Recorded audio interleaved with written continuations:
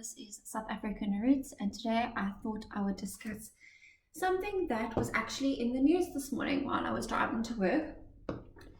So I think we all know about the learner who I'm going to say 3 to 4 years ago, they decided to pee on another student's books while at varsity. So this person was intoxicated and they decided to pee all over one of their fellow students' books.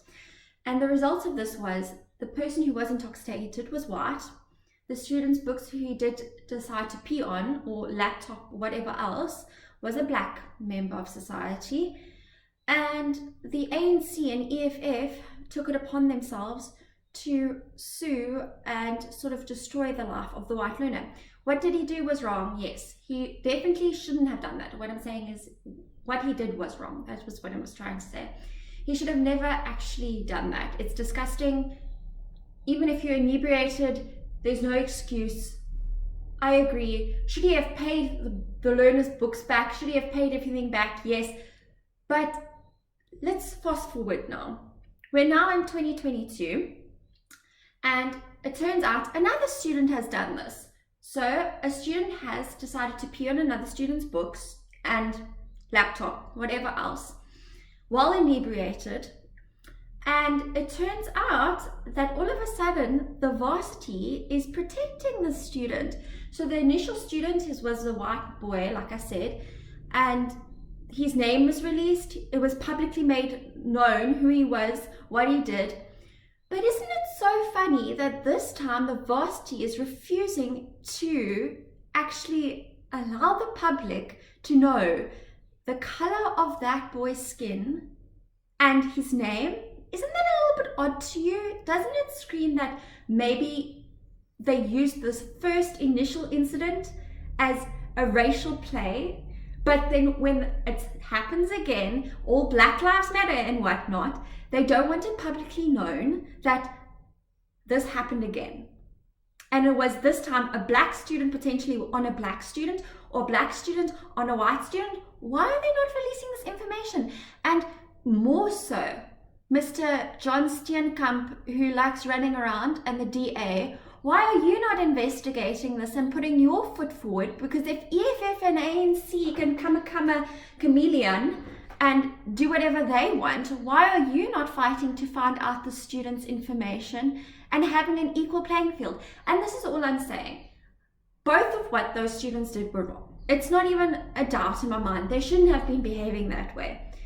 But whether it should have been an internal process of sorting that out, or whether these political parties should have gotten involved in the first place, is a whole thing up to debate. The university cannot take one student and do it like this and take another student and do it like that. That's just not how it works. The sort of crime needs to have the same repercussions, irrelevant of what student color is. That's what equality is. But in South Africa, we've lost this process of it doesn't matter what skin color you are. If you misbehave, you misbehave. I think from the beginning, it should have been a university internal process where both students were taken aside, spoken to, reprimanded, definitely had to pay for whatever they've done. But other than that, should they have been sued? Should their lives have been affected? I don't know. But like I say, equality is equality. If they did it with this first initial boy, why are you not doing it with the second boy whose name you will not even release? Is that fair? I don't think so. And furthermore, I think we all know that in terms of university culture, it is very well known that kids go to university maybe 50% to study, but the other 50% is to hanamaranarur and carry on and drink and party and pub and club hop and hip hop and pop and whatever else you want to say. They are not going there just to learn. And I think all parents know that, all students know that. It's a culture. Is it right? Of course not. It's not right.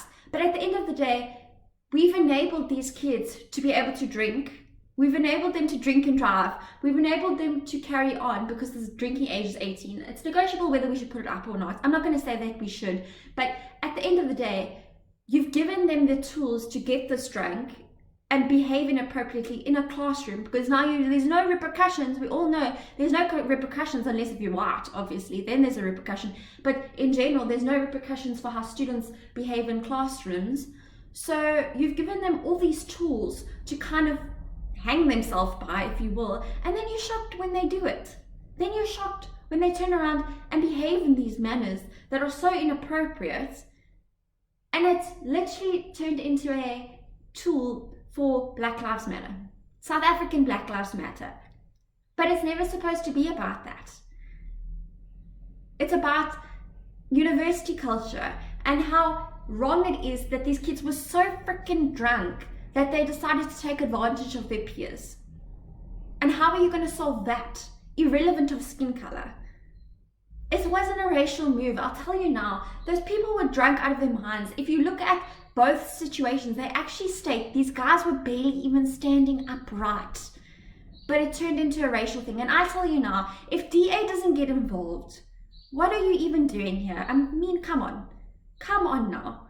You're always looking for reasons to get involved. Here's a perfect example where you can start creating an actual equal society where people have equal repercussions for their actions. It's time. It is time. And that's all I'm going to say. And maybe somebody should think about it. Thanks for watching.